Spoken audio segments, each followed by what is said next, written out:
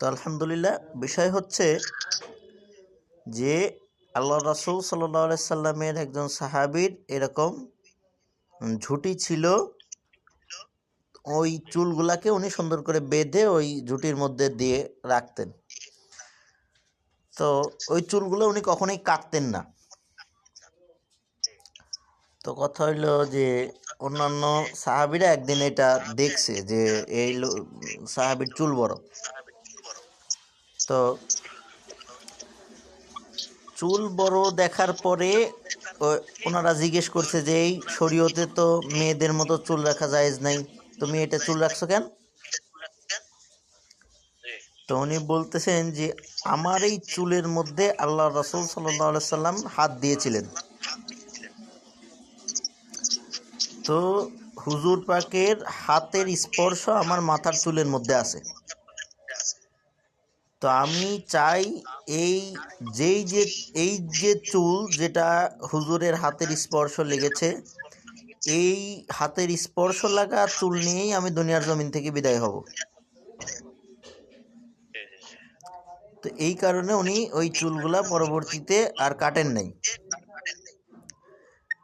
তো হ্যাঁ, অনেক বড় হয়ে গেছিল। এবং হাদিসের গ্রন্থগুলি থেকে জানা যায় যে উনি ওইভাবেই ওই চুল বড় রাখা অবস্থাতেই দুনিয়ার জমিন থেকে ইন্তেকাল হয়েছেন এবং ওই বড় চুল নিয়েই তাকে দাফন করা হয়েছে।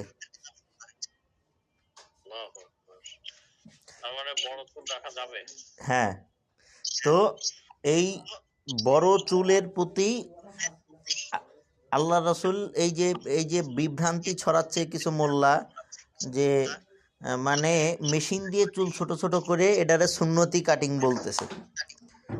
আসলে আমি চিন্তা করি যে এদের আসলে ইমানের ঠিক নেই, যেটা বাস্তব কথা।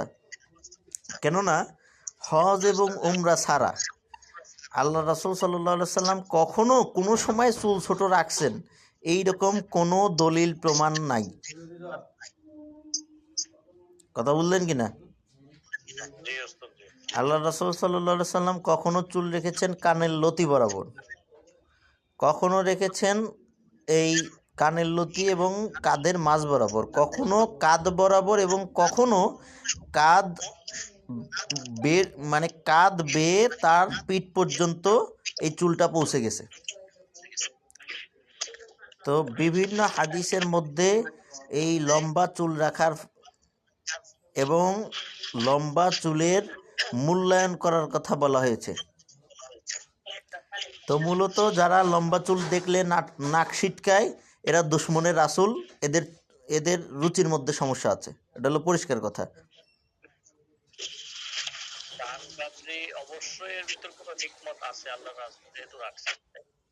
হ্যাঁ, আমরা যে দাড়িটা রাখি,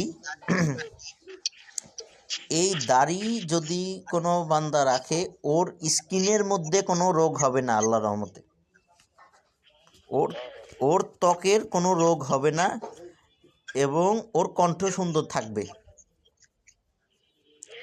এবং ওর যে টনসিল ইনফেকশন, আপনি আজ পর্যন্ত দেখাতে পারবেন যে কয়জন দাড়িওয়ালা হুজুরের টনসিলে ইনফেকশন হয়েছে, টনসিলে অপারেশন করা লাগছে? সব দাড়ি চাচাগুলো। তো দাড়ি যদি কোনো বান্দা রাখে তাহলে ওর ওই টনসিলের ইনফেকশন হবে না এবং ওর কণ্ঠগুলা সুন্দর থাকবে। এবং কেউ যদি দাড়ি রাখে, দাড়ি না কাটে, আল্লাহর চোখে ওই ব্যক্তির চোখের জ্যোতি বাড়ায় দিবেন এবং ওই ব্যক্তি অতি দ্রুত বৃদ্ধ হবে না। ওই ব্যক্তি যদি পুরুষ হয় তাহলে তার বাচ্চা জন্ম দেওয়ার যে ক্যাপাসিটি, এইটা বৃদ্ধি পাবে দাড়ি রাখলে।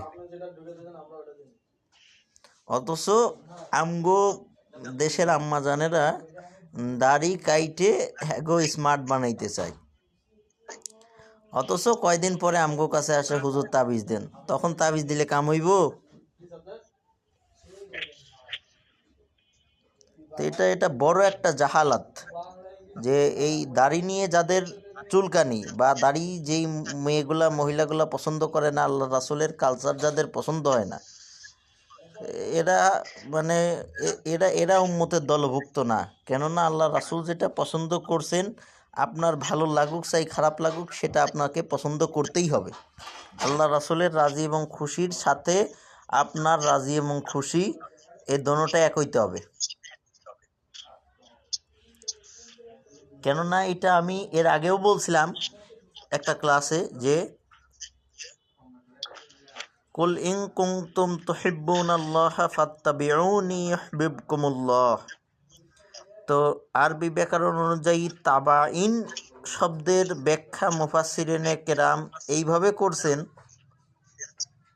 তাফসিরে জালালাইন, তাফসিরে ইবনে কাসির, তাফসিরে বয়ানুল কোরআন, তাফসিরে মারিফুল কোরআন, তাফসিরে ফি জিলালিল কোরআন, তারপরে তাফসিরে আহসানুল বায়ান সহ প্রায় প্রত্যেকটা তাফসিরের মুফাসসিরকারক এই মাসালার ব্যাপারে একমত যে তাবাইন শব্দের অর্থ এমনভাবে অনুসরণ করা, একটা লোক রাস্তা দিয়ে হেঁটে যাচ্ছে। এক মিনিট।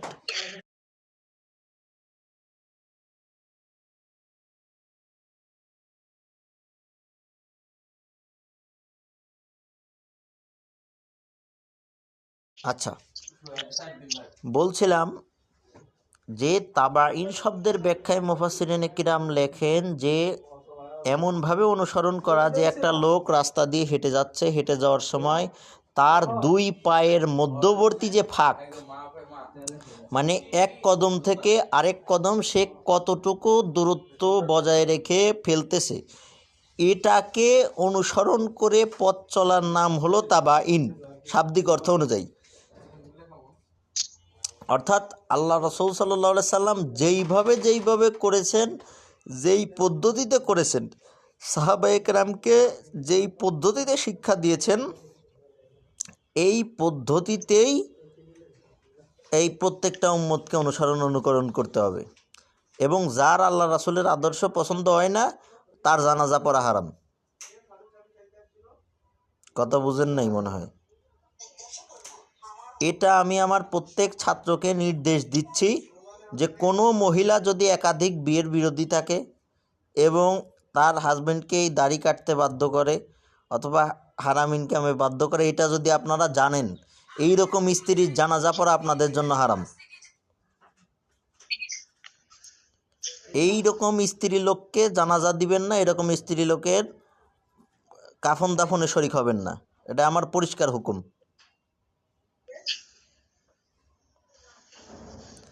এটা শুনতে পাচ্ছি না নুরুল সাহেব?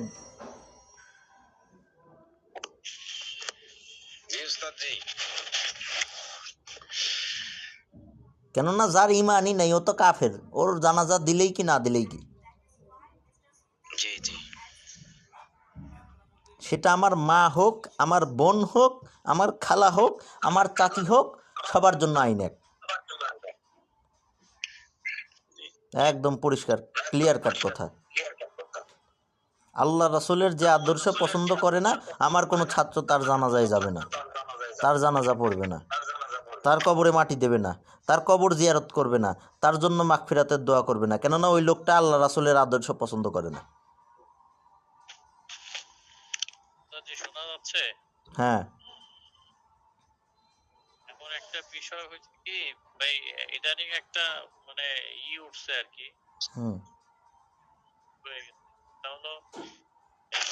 বাংলাদেশের মহিলারা যদি দুই বিয়ে করতে যায় তখন তার সেই মানে আসল জায়গায় মানে কেসি দিয়ে মানে করে দিচ্ছে আর কি। এইটা তো খুবই একটা দুঃখজনক ব্যাপার। এটা যারা এইরকম কাজ করবে, আমার সকলকে মেসেজ দেয়া থাকলেও তাদেরকে বাটাম সাইজ করবেন। ওর নাম, মায়ের নাম যে কোনো মূল্যে বাইর করে বাটাম সাইজ করবেন। এরা সমাজের জঞ্জাল, এরা কাফের না মুনাফিক। তবে আমার একটা বক্তব্য কি ওস্তাদ জি, যদি কেউ সমান কি করতে না পারে তার দরকার নাই, আর যদি কেউ সমানভাবে বাংলাদেশের 20% টাকা কত পার্সেন্ট লোক বাংলাদেশের 80% টাকা কত পার্সেন্ট লোকের হাতে জানেন? এই হিসাবটা আমি জানি। তো এখন বাংলাদেশের 80% বা 20% লোকের কাছে, আর তো 20% লোকের 80% এর হাতে, এরকম একটা হিসাব আছে। হ্যাঁ, এইরকম একটা হিসাব আছে। তা এখন আপনি আমারে বলেন যে এই 20% কি উপযুক্ত না?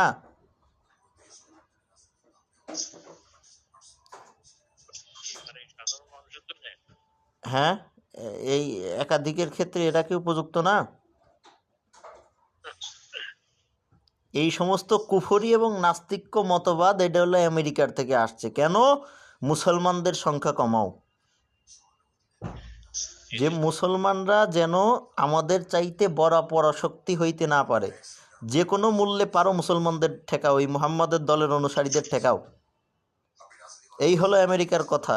আর আমরাও তাদের কথায় সায় দিচ্ছি। হ্যাঁ, ঠিক আছে, যে দুটির বেশি কি স্লোগান হয়েছে, দুটির বেশি বাচ্চা নয়, একটি হইলে ভালো হয়। এই স্লোগানটা মূলত ডোনাল্ড ট্রাম্পের স্লোগান।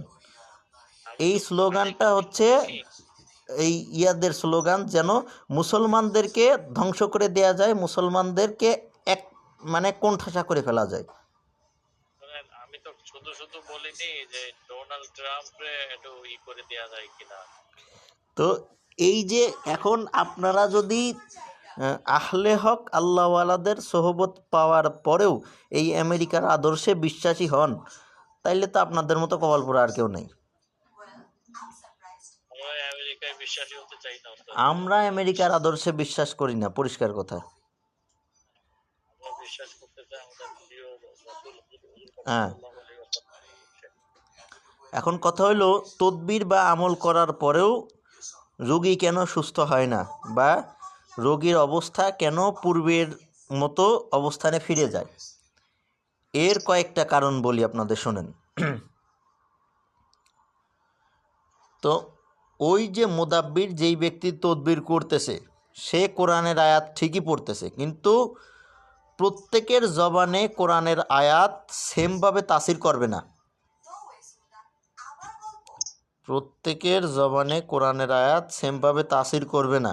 এখন কথা হইলো, আপনি 3টা জাকাত দিয়েছেন, তারপরেও জিনকে শাস্তি দেওয়ার আয়াত পড়তেছেন, কিন্তু জিনটা শাস্তি পাচ্ছে না। এর কারণ কি জানেন?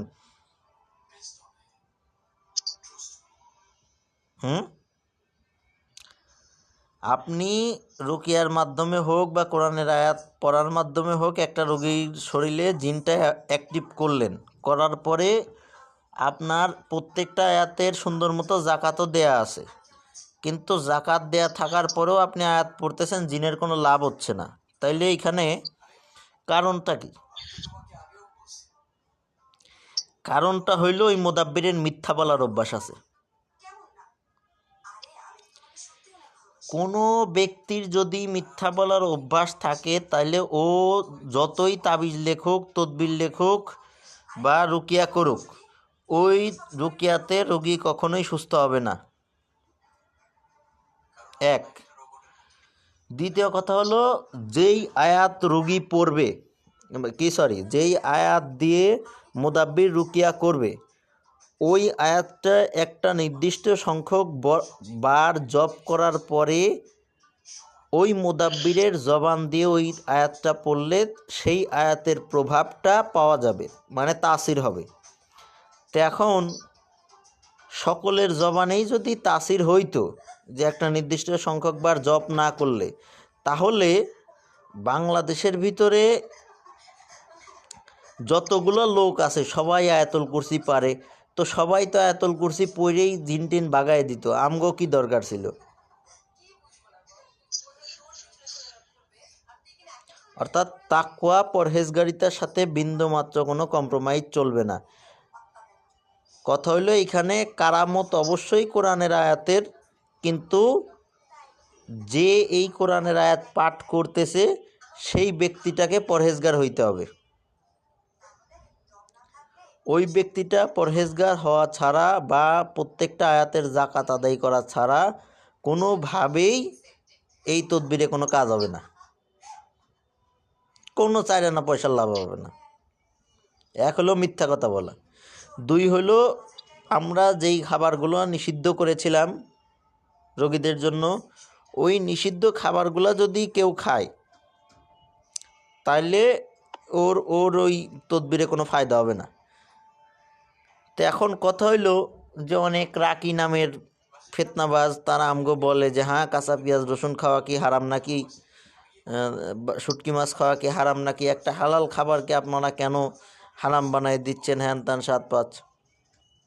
এখন কথা হইলো যে আল্লাহ রসুল সাল্লাহ সাল্লাম কখনোই কাঁচা পেঁয়াজ রসুন খান নাই, সাহাবিদেরকে নিষেধ করেন নাই কিন্তু নিজে খান নাই।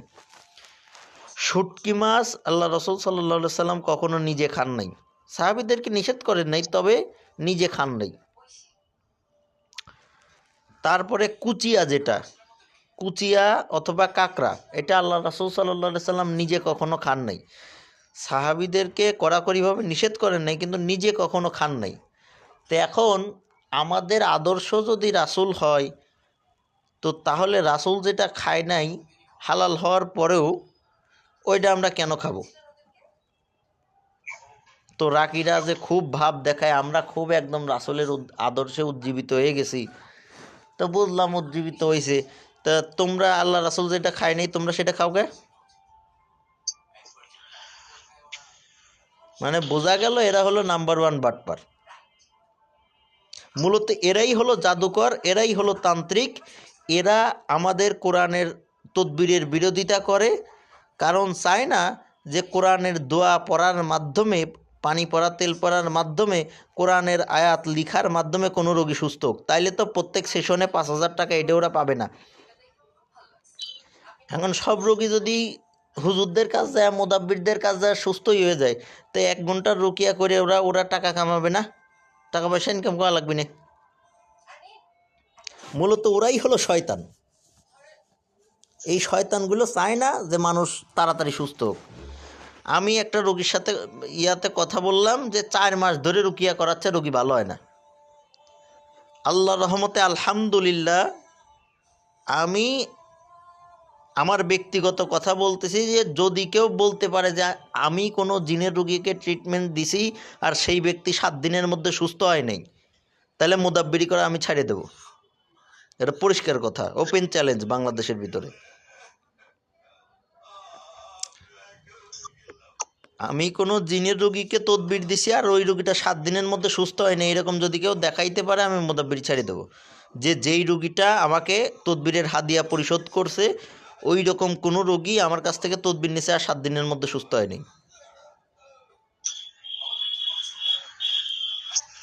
তো কথা হইলো মিথ্যা কথা বলা বা এই হারাম খাবারগুলা বা মাকরু খাবারগুলা যদি আপনারা খান, এই লোকমা যদি আপনাদের পেটে যায়, তাহলে ওই আপনাদের জাকাত আদায় থাকার পরেও ওই তদবিরগুলোতে কোনো কাজ হবে না। কথা বুঝছেন?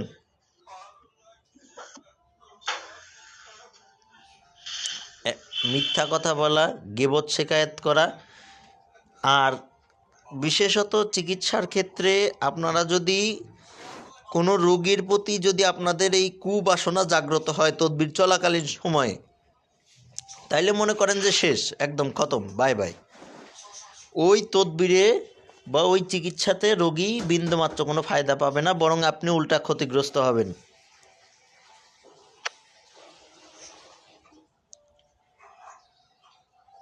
কথা বুঝতে পেরেছেন? আচ্ছা, তারপরে বিষয় হলো, এই সবাই মিউট খুলে দেন, সবাই মিউট খুলে দেন। আচ্ছা, তো বিষয় হলো, জি বলেন। রোজাত হয়ে যাবে নাকি?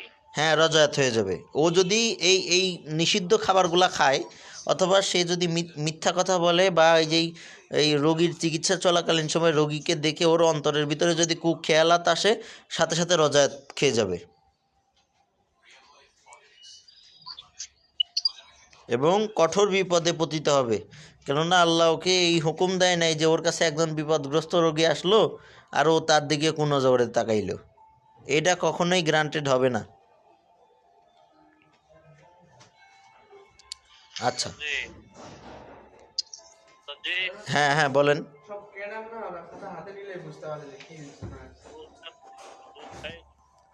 বুঝতেছি না আপনার কথা, মাইক ইয়াটা কাছে নিয়ে বলেন।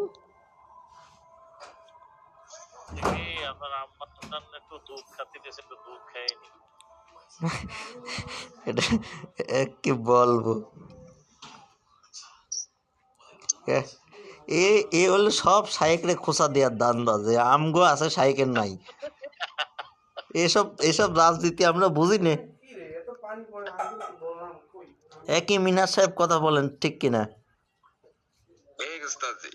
এই হলো শাইকরে মানে খোসা দেওয়ার চাল, সব বুঝি এগুলো আসলে। তো যাই হোক, এইবার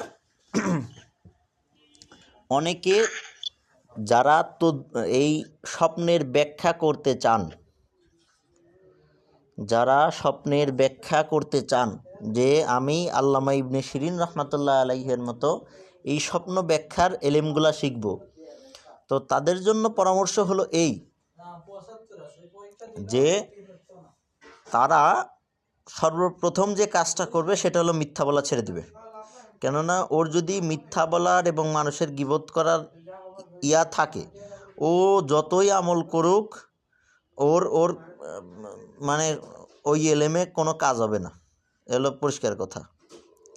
দুই হলো স্বপ্ন ব্যাখ্যার যে মূলনীতিগুলো আছে কোরআন এবং হাদিসে বলা আছে, বিশেষ করে আত-তাওয়িরুর রুইয়া যেটা ইমাম ইবনে শিরিন রহমাতুল্লাহ আলাইহি লিখেছেন, এটার বাংলা অনুবাদ যদি কেউ পড়েন তাহলে স্বপ্ন ব্যাখ্যার বেসিক যে মূলনীতিগুলা, এই মূলনীতিগুলো আপনাদের আয়ত্ত হয়ে যাবে। আচ্ছা, তৃতীয় বিষয় হলো স্বপ্ন ব্যাখ্যার জন্য আল্লাহু নূরুস সামাওয়াতি ওয়াল আরদ, এই আয়াতের যাকাত আদায় করা থাকতে হবে আপনাদের। তো এখন কথা হইল যে আল্লাহু নূরুস সামাওয়াতি ওয়াল আরদ, এই আয়াতের যাকাত কিভাবে? নয়া চাঁদের জুম্মারাত থেকে 41 দিন, প্রত্যেক দিন আগে পিছে 11 বার দরুদ শরীফ সহ 360 বার। এটা করার পরে কোনো ব্যক্তি যখন ওই স্বপ্নের ব্যাখ্যা করবে তখন চক্ষু বন্ধ করে কলবের তরফ মোতাওয়াজ্জা হয়ে ওই স্বপ্নটা শুনবে এবং মনে মনে এই আয়াতটা তেলাওয়াত করতে থাকবে, আল্লাহু নূরুস সামাওয়াতি ওয়াল আরদ, আল্লাহু নূরুস সামাওয়াতি ওয়াল আরদ। ইনশাআল্লাহ ওই স্বপ্নটা শুনে 1-2 মিনিট চক্ষু বন্ধ করে থাকতে থাকতে ওর কলবের মধ্যে এই স্বপ্নের ব্যাখ্যাটা আল্লাহর পক্ষ থেকে ইলকা হয়ে যাবে। এইভাবে মূলত স্বপ্নের ব্যাখ্যা করা হয় এবং সকল স্বপ্নের ব্যাখ্যা সকলের জন্য প্রযোজ্য হবে না। যেমন একই স্বপ্ন কোনো ছেলে দেখেছে এবং একই স্বপ্ন কোনো মেয়ে দেখেছে, দোনোজনের দেখার মধ্যে এটার ব্যাখ্যার ভিন্নতা আছে। কথা বুঝতে পেরেছেন?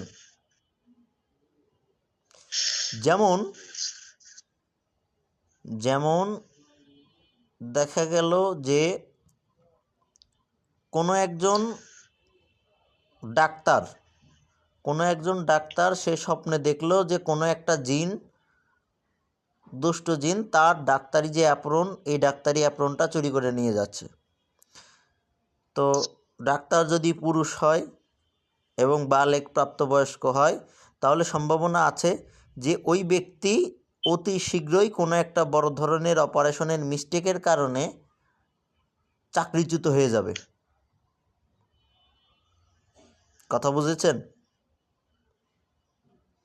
এবং একই স্বপ্নটা যদি কোনো মেয়ে দেখে যে তার শাড়ি কোনো শয়তান জিন নিয়ে যাচ্ছে, এই স্বপ্নের ব্যাখ্যা হবে এই যে সে কোনো পুরুষের দ্বারা লালসার শিকার হবে।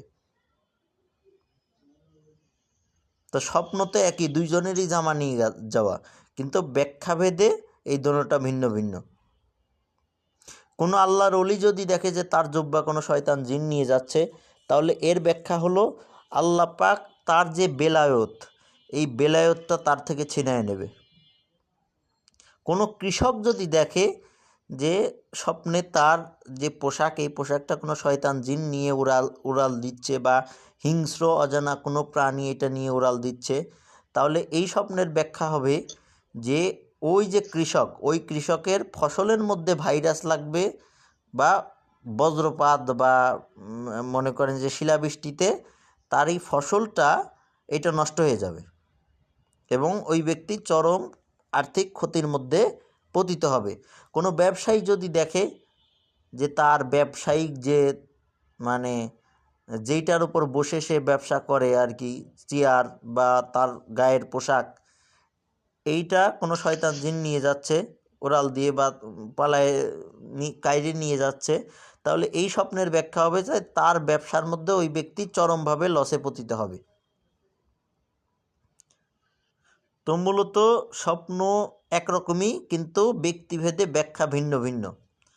তো এই কারণে আপনি যদি শুধুমাত্র তোতা পাখির মতো এই কিতাবই মুখস্থ করেন, আল্লাহ নূরুস সামাওয়াতি ওয়াল আরদ এই নামের চিল্লা যদি আদায় না থাকে, তাইলে আপনি কখনোই স্বপ্নের ব্যাখ্যা করতে পারবেন না।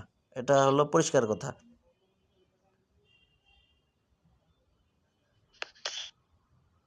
অর্থাৎ স্বপ্নের ব্যাখ্যা কখনোই মুখস্থ এলেম দিয়ে করা যায় না। তো এখন কথা হলো, আল্লামা ইবনে শিরিন রহমতুল্লাহ আলাই যিনি এই কিতাব লিখেছেন যা তাবিরুর রুইয়া, তো ওই কিতাব লেখার আগে এই এলেমগুলো উনি কই থেকে পাইছেন? অবশ্যই আল্লাহ রাসূলের সিনা মোবারক থেকে পাইছেন। কথা বুঝলেন কিনা? একটু হা হো করে জবাব তো দিতে হবে। তো কথা হইল যে এই এলেমটা কখনোই, স্বপ্ন ব্যাখ্যার যে এলেমটা, এটা কখনোই মুখস্থ কোনো এলেম নয়। এই এলেমটা এটা আল্লাহর পক্ষ থেকে ইলকা হওয়ার মতো একটা এলেম, যে আল্লাহ তার কোরআনের পবিত্র আয়াতের বরকতে আল্লাহ পাক এই ক্ষমতাটা মানুষের মধ্যে ঢুকাইয়ে দিচ্ছেন। এই হলো কথা। তো এখন যেই সমস্ত রাকিরা মোটামুটি বলে যে ওই আয়াতের জাকাত লাগে না, যে একটা নির্দিষ্ট আয়াত এত সংখ্যক বার পড়তে হয় না। আচ্ছা ঠিক আছে, বুঝলাম বাবা, তাইলে তুমি আমারে একটা প্রশ্নের জবাব দাও যে তোমরা বিশেষ কিছু আয়াতের যে অংশ বিশেষ রুকিয়া করার সময় যে একটা আয়াত তোমরা বারবার পড়ো বারবার পড়ো বারবার পড়ো, তো বা আয়াতের 2-3টা শব্দ যে তোমরা বারবার পড়ো, এই দলিলটা তুমি কোরআন হাদিসে কোথায় পাইছো আমারে দেখাও। মানে ভণ্ডামি করার জায়গা পাও না নাকি? তো সম্প্রতি আমি একটা ভিডিওতে দেখলাম ইউটিউবে যে এই মিশরি রশিদ আল ফাসি, আপনার নাম শুনেছেন? তো প্রত্যেকে মিউট খুলতে আমি নির্দেশ দিছি, কিন্তু আমি যেন আওয়াজ শুনতে পাই। তো মিশরি রশিদ আল ফাসি, তার একটা তিলাওয়াতের মধ্যে কালো জাদুর পাওয়া গেছে, যে তেলাওয়াত এইদিকে চলছে কিন্তু তেলাওয়াতের পিছনে এমন কিছু বাক্য বলা হচ্ছে যাতে করে মানুষ ওই তেলাওয়াত ভালো নিয়তে শুনবে, কিন্তু ওই তেলাওয়াতটা শুনলে ওই রোগীটা অসুস্থ হয়ে যাবে। অর্থাৎ রুকিয়ার নামে এই দেশে ধোঁকাবাজি আর ভণ্ডামি চলতেছে। এখন রুগী তো বোঝে না যে কি বলতেছে। তো এই ইউটিউবে যেই রুকিয়ার ভিডিও বা অডিওগুলা চলতেছে, এগুলা মানে রমরমা ব্যবসা, যে রুগীরা তো সুস্থ হয় না, উল্টা এদেরকে আরও সর্বনাশ করে অবস্থা খারাপ করার পায় তারা।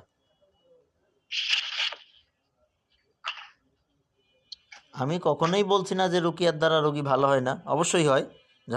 ঝাড়ফুঁকের কথা কোরআন হাদিসে আছে, আমরা অস্বীকার করি না, কিন্তু মুসান্নাফে আব্দুর রাজ্জাকের ভিতরে বর্ণনা এসেছে যে আবদুল্লাহ ইবনে মাসউদ রাদিয়াল্লাহু তাআলা আনহু, উনি যেই সমস্ত বাচ্চারা বা শিশুরা ঘুমের মধ্যে ভয় পেত, তাদেরকে উনি এই ঘুমের মধ্যে ভয় পাওয়ার যে দোয়া, এই দোয়াটা লিখে গলার মধ্যে লটকায় দিতেন।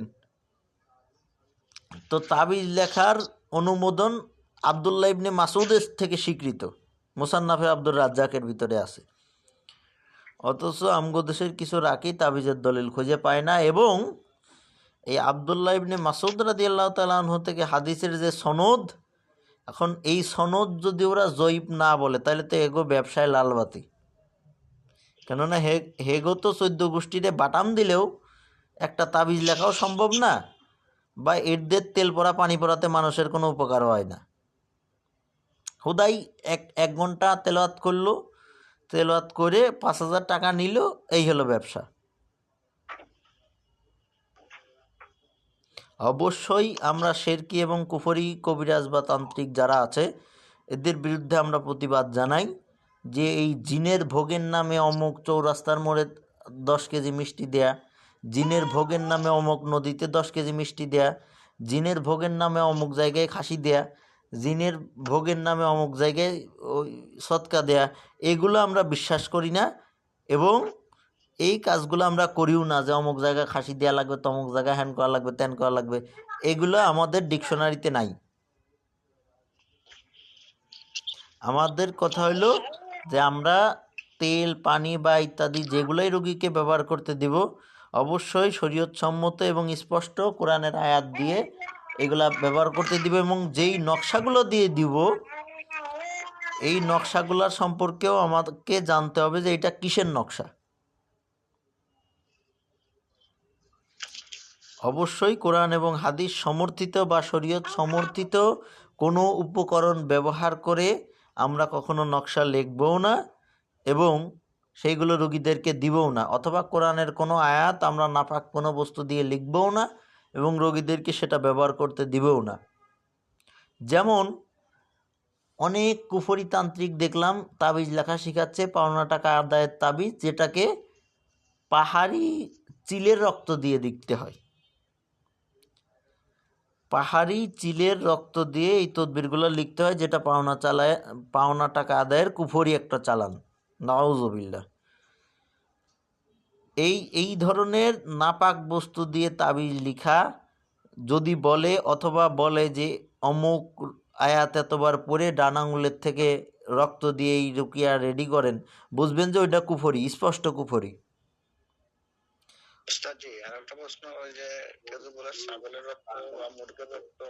স্পষ্ট কুফরি, স্পষ্ট ওই লোকটা মুশরিক, স্পষ্ট ওই লোকটা কাফের, স্পষ্ট তো ওই লোকটার জানাজা পড়া হারাম। কেননা আল্লাহ এবং তার রাসূলের ঠেকা পড়ে নাই যে মুরগির রক্ত ইসের রক্ত নিয়ে এখানে কাহিনী করবে। রক্ত নাপাক জিনিস, ওইটা নিয়ে আল্লাহ এবং আল্লাহ রাসূলের কোনো কাজ নেই। কথা বুঝছেন? আবার কিছু কিছু তাবিজ আছে যেগুলোকে অনেকে বলে যে অমুক তাবিজ আপনারা মেশকো জাফরান দিয়ে লেখে ওই মানে অমুকের বাসার মধ্যে উলঙ্গ হয়ে পুঁতবেন। আজব ব্যাপার ভাই, আমি উলঙ্গ হয়ে পুঁতবো কেন? যেই তাবিজগুলা শর্ত থাকে যে উলঙ্গ হয়ে পোতা, বুঝবেন ওইটা কুফরি তাবিজ। কথা বুঝছেন? অর্থাৎ যেই তাবিজ লিখার নিয়মের মধ্যে নাপাক উপকরণ ব্যবহার করার শর্ত থাকে, অথবা নাপাক অবস্থায় লিখতে হয়, অথবা শরীয়তের আইন লঙ্ঘন করে ওই তাবিজটা পুঁততে হয়, বা শরীয়তের আইন অমান্য করে কোনো কাজ করতে হয়, তাইলে বুঝবেন যে ওটা স্পষ্টত কুফরি তাবিজ। ওই তাবিজ যদি আপনি একবার লেখেন, লিখে রুগীরে ব্যবহার করতে দেন, ওই রুগীরও ইমান নষ্ট হয়ে যাবে, আপনারও ইমান নষ্ট হয়ে যাবে। খুব সাবধান। আবার দেখা যায় অনেকে ওই যে ডিমের উপরে যে তাবিজ লিখে দেখি আমরা অনেক সময়, এটা কি?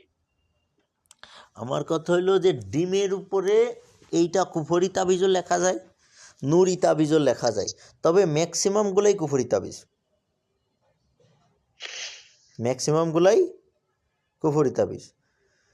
তো বিষয় হলো চুল দিয়ে যেই তদবিরগুলো করা হয়, চুলের মধ্যে যদি গিট দিয়ে, যে অমুক ব্যক্তির চুলের মধ্যে গিট দিয়ে যদি ওই রুগীর বশীকরণ হোক বা শত্রু ধ্বংসের আমল হোক, যেই আমলই হোক, রুগীর চুলে যদি গিরা দিয়ে কোনো আয়াত পড়তে বলা হয় বা কোনো কিছু পড়ে ওই গিরার মধ্যে ফু দিতে বলা হয়, বুঝবেন ওইটা স্পষ্ট কুফরি। কেননা আল্লাহ রাসূল সাল্লাল্লাহু আলাইহি সাল্লামকেও চুলের মধ্যে গিরা দিয়ে জাদু করা হয়েছিল। কথা বুঝতে পারছেন? অনেকেও দেখি বশীকরণের ক্ষেত্রে বলে যে এই আয়াত চিনির মধ্যে 10 বার পইরে কিনে আঙুলের একটু রক্ত দিয়ে ওই পায়েস রান্না করে খাওয়াই দেন। আজব ব্যাপার ভাই, আমি কিনে আঙুলের রক্ত কেন দিব? রক্ত খাওয়া এটা কি ভালো জিনিস? স্পষ্টত হারাম। তো এই কাজ যে করবে ওই ব্যক্তির ঈমান শেষ, একেবারে শেষ, ধ্বংস, বাদ।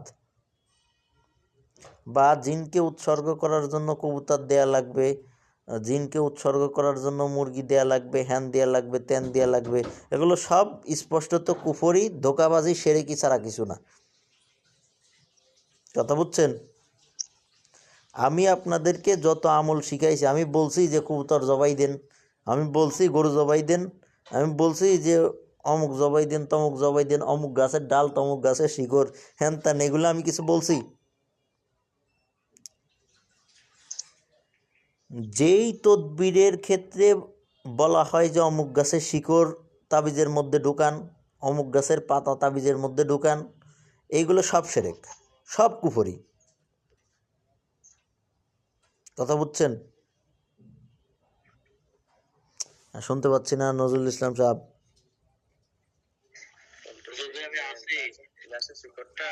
হ্যাঁ, এটাকে ব্যবহার করা, ও যে বিশেষ করে ও যে এটা কি বলে লজ্জাপত্রী গাছ, না, গাছের কোনো শিকড় কল্যাণের নিয়তে ব্যবহার করা জায়েজ নেই। আমাদের ও যে অনেক উস্তাদরা আছে, তো তারা দেখা যায় বাচ্চাদের ডায়রিয়া হলে এই বিশেষ করে তারা এই শিকড়টা ওইটা, ওই যে শিকড়টা, ওইটা যদি খায়, ওইটা একটা ভেষজ উপাদান হিসেবে কাজ করে। যেমন কালো জিরা, কি সরি, পেয়ারার পাতা যদি আপনি খান তাহলে কিন্তু আপনার অ্যালার্জির জন্য কাজ করবে। তো এখন আপনি কি বলতে পারবেন যে পেয়ারার পাতা খাওয়া কুফরি? না। কিন্তু যেই বিষয়গুলাকে ইবাদতের সাথে সংশ্লিষ্ট করা হয়, তো তাবিজ কবজ যারা লিখে বা তাবিজ কবজ যারা ব্যবহার করতে দেয়, এরা তো এইটাকে একটা আধ্যাত্মিক কাজ হিসেবেই মনে করে, তাই না? তো এখন আল্লাহর 30 পারা কোরআন থাকতে আপনারে কি কারণে ওই মানে গাছের ছাল, গাছের বাকল, বুনো শুকরের দাঁত, মাছের দাঁত, হ্যান ত্যান, 7-5 আবা যাবা, এইগুলো দিয়ে আপনারে কেন তাবিজ বানায় ব্যবহার করতে হবে বলেন তো আমারে? আপনারা জাইতুনের তেলের উপরে কোরআনের আয়াতগুলো রুকিয়া করে ব্যবহার করতে দেন। পানির মধ্যে কোরআনের আয়াতগুলো লিখে পড়ে এটা করতে দেন, অথবা মেশকো জাফরান কালি দিয়ে কোরআনের আয়াতগুলো লিখে ওইটা চুবাই রুগীরে ব্যবহার করতে দেন। এতে রুগী ফায়দা পাবো। ওই অমুক গাছের ডাল, তমুক গাছের শিকড়, হ্যান ত্যান, আবি যাবি, ইঁদুরের মাটি, বড়শি, হ্যান ত্যান, এগুলো সব স্পষ্টত কুফরি, এগুলো ব্যবহার করা জায়েজ নেই। কথা বুঝতে পারছেন? আচ্ছা, তো এই হলো কথা।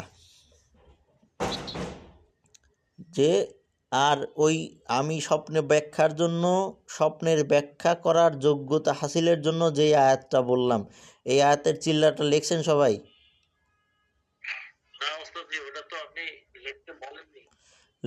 লেখেন, যারা স্বপ্নের ব্যাখ্যা করা শিখতে চান তারা করবেন। হ্যাঁ, লেখা শুরু করেন।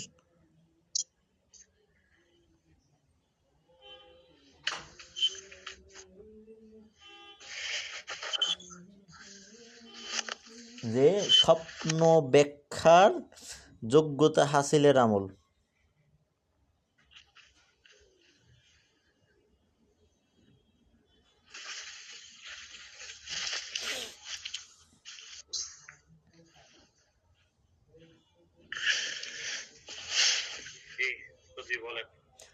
নওচাঁদের জুম্মারাত থেকে,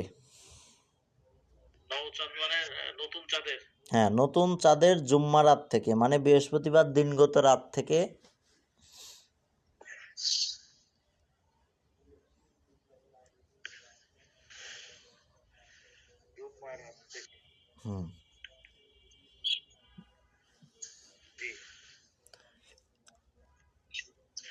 41 দিন একটানা প্রতিদিন 360 বার করে।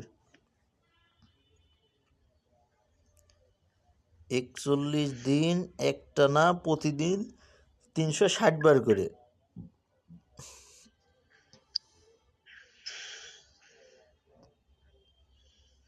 জি 360 বার করে। আল্লাহু নূরুস সামাওয়াতি ওয়াল আরদ, এটা পড়তে হবে। ওস্তাদ যে টাইমটা কোন কালে হবে? জি, নতুন যাদের জন্মানোর থেকে এটা বলেন please। প্রত্যেক দিন 360 বার করে। টাইমটা এইটা আপনি এশা থেকে ফজর এইটার মধ্যবর্তী সময়, এশার ওয়াক্ত থেকে ফজরের ওয়াক্তের মধ্যবর্তী সময়ে।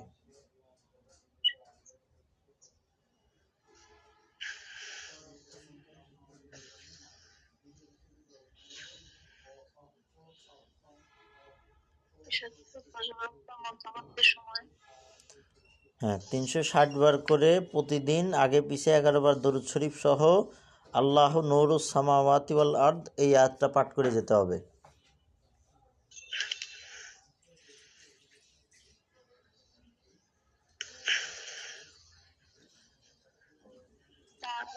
মানে as-সামাওয়াতি আল্লাহু নূরুস সামাওয়াতি ওয়াল আরদ। আল্লাহ আগে পিছে দোষ কি 11 বার? হ্যাঁ হ্যাঁ, as-সামাওয়াতি যারা আরবি পারেন তারা তো এটার আরবি আশা করি জানেনই। আল্লাহু নূরুস সামাওয়াতি ওয়াল আরদ।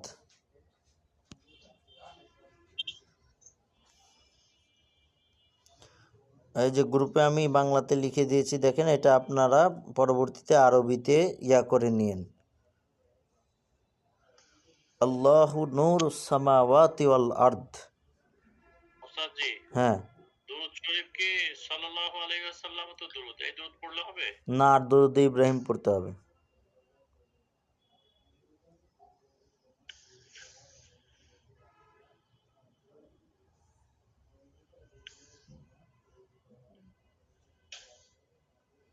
জি আচ্ছা, ওস্তাদ জি হ্যাঁ, 41 এর আমল করার পর করণীয় কি? করার পরে প্রত্যেকদিন 70 বার করে এই আমলটা পড়ে যাবেন। ইনশাল্লাহ এই আমলের তাসির বজায় থাকবে। প্রত্যেকদিন এর জন্য কতবার পড়তে হবে? জাগ্রত রাখার জন্য প্রত্যেকদিন 70 বার, তখন দরুদ শরীফের প্রয়োজন নাই, বা পড়লেও যদি পড়তে চান দরুদ শরীফ তখন ওই সাল্লাল্লাহু আলাইহি ওয়াসাল্লাম বা যে কোনো ছোট দরুদ আপনি পড়তে পারেন।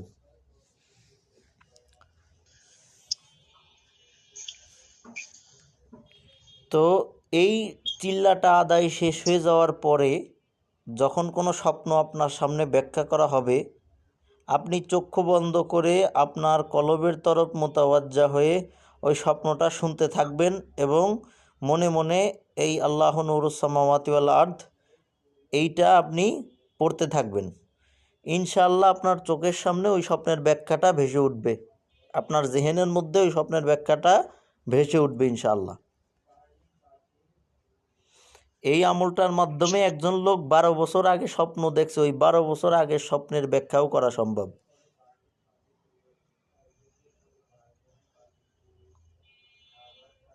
ওস্তাদ জি এই কথাটা আরেকবার একটু বলেন, এটা একটু লিখি। কোন কথাটা? এই যে মানে কিভাবে আমলটা করবে, মানে আমলটা তো 70 বার জাগ্রত রাখার জন্য করবে, কোন সময়টায়, যে সময়টাই মানে কি করবে আপনার যখন ইচ্ছা তখন 70 বার জাগ্রত রাখার জন্য পড়বেন। আর আপনার সামনে যখন স্বপ্ন ব্যাখ্যা করা হবে আপনি চোখ বন্ধ করবেন, চোখ বন্ধ করে ওই স্বপ্নটা শুনতে থাকবেন আর আল্লাহ নূরুস সামাওয়াতি ওয়াল আরদ এই আয়াতটা মনে মনে পড়তে থাকবেন।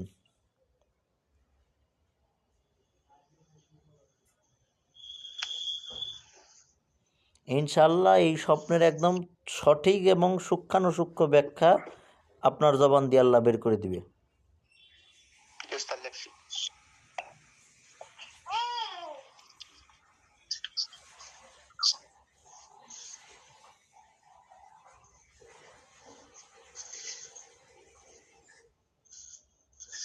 লিখছেন নিও মানে হুজুর ওই যে ওই দোয়াটা যে পড়তে থাকবো, স্বপ্নটা শুনতে থাকবো, আর দোয়াটা মানে তখন কতবার পড়তে থাকবো তখন নাকি যতক্ষণ সেই পর্যন্ত ওই ব্যাখ্যাটা আপনার ব্রেনের মধ্যে জেহেনের মধ্যে না আসছে ততক্ষণ পর্যন্ত পড়তে থাকবেন, আচ্ছা এটা ঠিক নাই।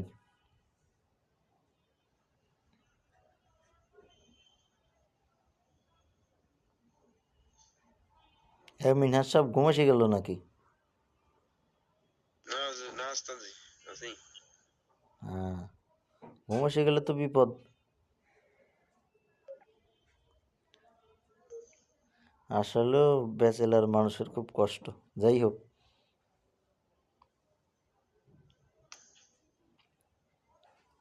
ওস্তাদজি এটা লেখা শেষ?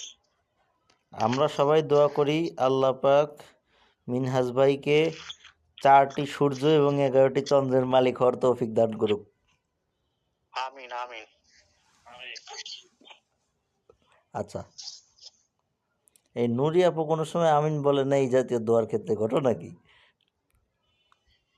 উনি মনে মনে বলছে ওস্তাদজি। পারবো না, হ্যাঁ, না আমি বলতে পারবো না। এই দোয়া তার জবান দিয়ে আসে না। এটা তো ওনার সাংঘর্ষিক হয়ে যায়, বুঝেন নাই? হ্যাঁ হ্যাঁ, বুঝতে পারছি।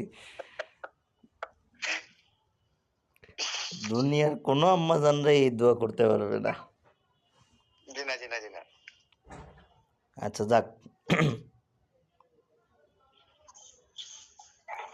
আচ্ছা হয়েছে লিখা। জি জি। হুজুর এই যে মানে প্রতিদিন মানে যে স্বপ্ন ব্যাখ্যা যে ইয়েটা বললেন 360 বার করে, হুম, 41 দিন করতে হবে না? হ্যাঁ হ্যাঁ 41 দিন। আচ্ছা তো যাই হোক, ওটা হইলো তো মোটামুটি। হুজুর ওই 41 দিনের মধ্যে হচ্ছে কোনো বিধিনিষেধ আছে যে ওগুলা মানে যেই যেগুলা নাজায়েজ খাবারগুলা কাজ ওগুলা খাওয়া যাবে না? যেই খাবারগুলো আমি নিষিদ্ধ করছি, যেই খাবারগুলো আপনারা পরহেজ করে চলবেন, এই খাবারগুলো আপনি সারা বছরই খাবেন না। আচ্ছা আচ্ছা এই খাবারগুলা সারা বছরই খাবেন না। বাকি এই আল্লাহ নুরুস সামাওয়াতি ওয়াল আরদ এই আমল চলার সময় আপনি আমিষ জাতীয় খাবার খাইতে পারবেন, কোনো অসুবিধা নেই। কিন্তু শরীয়তে মাকরুহ এই জাতীয় কোনো খাবার খাবেন না।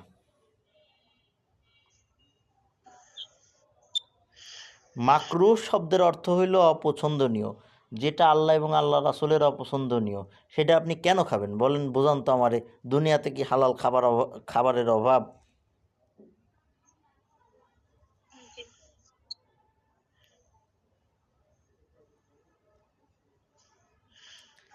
যাক, আমি যতটুকু বুঝলাম যে আমার সিলেটি আম্মাজান মনে হয় আমার এই দোয়াটা শুনছে, শুনে সে খুব মাইন্ড করে ফেলছে। এই কারণে এই যে মানে সিলেটের হজরত মিউট করে দিছে। সব জায়গায় ভেজাল, শায়েকের একটু মন খুলে দোয়া করার সুযোগ নাই।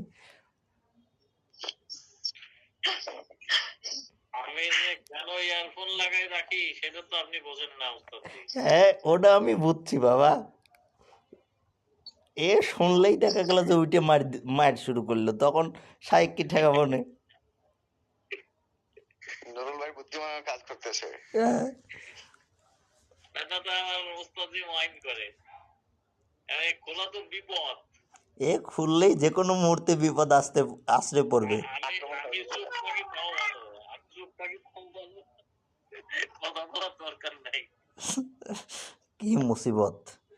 আল্লাহ তাদের এই নফসের সংকীর্ণতা থেকে বের হওয়ার তৌফিক দান করুক। দেখা যাচ্ছে কালকে তার ক্লাসে আসতে পারলাম না। দেখা গেল যে এমন বাটাম দিল তখন নিয়ে যাওয়া লাগলো আইসিইউতে।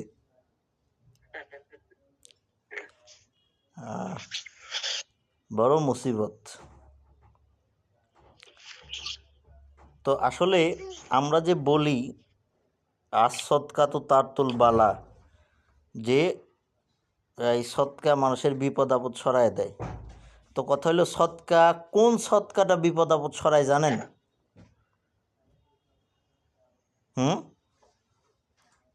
জি না, আমরা তো জানি যে কোনো সদকা দিলে হয়। না আমরা তো জানি বললা জানতে অনেক সময় না, টাকা দেই। জি সদকা, ওই সদকাটাই আল্লাহর রাগ এবং গুসাকে ঠান্ডা করে এবং অবধারিত আযাব এবং গজবকে প্রতিহত করে, যেই সদকাটা দিতে নিজের কষ্ট হয়। যেমন আপনার নিজেরই সংসার চলতেছে না, বা আপনি নিজে কষ্টে আছেন, এমন অবস্থায় আপনার কাছে 100 টাকা আছে, ওই 100 টাকার থেকে 10 টাকা দান করলেন, ওইটা হলো সদকায়ে হাকিকি। এবং ওই সদকার বরকতে বিপদ আপদ বালা মুসিবত এবং আল্লাহর গজবগুলো উঠাই নেওয়া হয়। কথা বুঝছেন? তো ওইটাই হলো প্রকৃত সদকা, এবং আল্লাহ রাসূল ওইটাই বুঝাইছেন যে আর সদকা তো তার তুলবালা।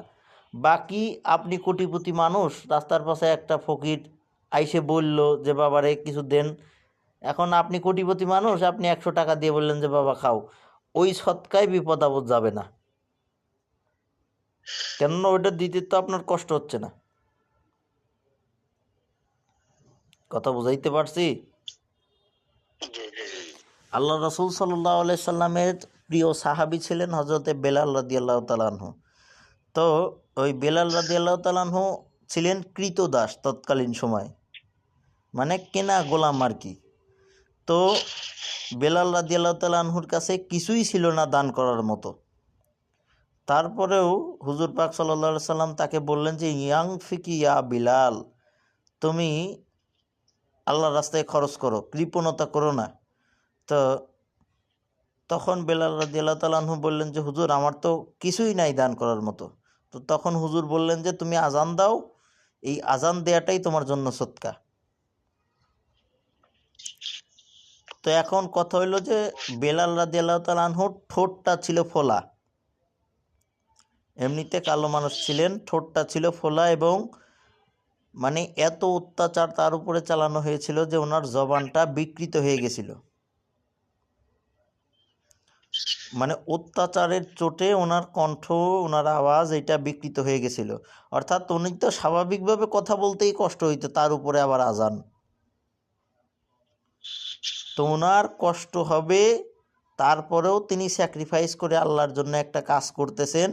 এই জন্য আল্লাহ রাসূল বলছেন যে তুমি আজান দাও, এইটা তোমার জন্য সদকা। আর আমরা মনে করি আমগো কাছে 1000 টাকা আছে, 10 টাকা দিয়ে দিলাম, এইটা মনে হয় সদকা হয়ে গেল। না, এটা সদকা না। এবং ওই সদকা দিয়ে কখনোই আল্লাহর আযাব এবং গজব থেকে নাজাতের আশা করা যায় না। কথা বুঝাইতে পারছি? জি। আচ্ছা, তো এই হলো কথা। তো মুসা আলাইহিস সালামের ওই ঘটনাটা আমরা সবাই জানি যে মুসা আলাইহিস সালাম ভবিষ্যৎবাণী করেছিলেন একটা যুবকের প্রতি যে তুমি আর 3 দিন বাঁচবা, বা 1 বছর বাঁচবা, এরকম।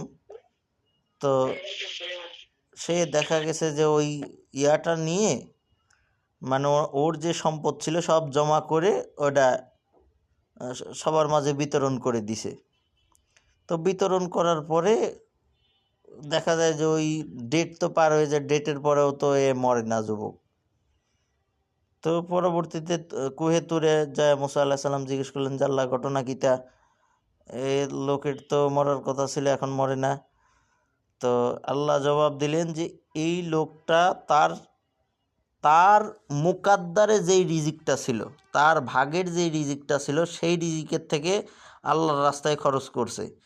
তো সে যাদেরকে দিছে তাদের রিজিক থেকে আল্লাহ এই বান্দার রিজিক বাড়ায় দিছে, এবং ওই নির্ধারিত রিজিক যতক্ষণ শেষ না হবে ততক্ষণ পর্যন্ত এই যুবকের মৃত্যু হবে না। তো তাইলে কষ্টের সময়ে যে সদকাটা দেওয়া হয়, অভাবের সময়ে যে সদকাটা দেওয়া হয়, দানটা করা হয়, ওই দানটা রিজিককে প্রশস্ত করে দেয়, রিজিককে বৃদ্ধি করে দেয়। কথা বুঝলেন কি না? তো দান করলে রিজিক বাড়ে বা রিজিক প্রশস্ত হয়, আল্লাহর গজব উঠে যায়। মূলত ওইটা কোন সময়ের দান? যখন আপনার নিজের সংসারে অভাব, নিজে চলতে কষ্ট হচ্ছে, সেই সময়। তো এই রহস্যটা ক্লিয়ার হয়েছে? জি। আচ্ছা।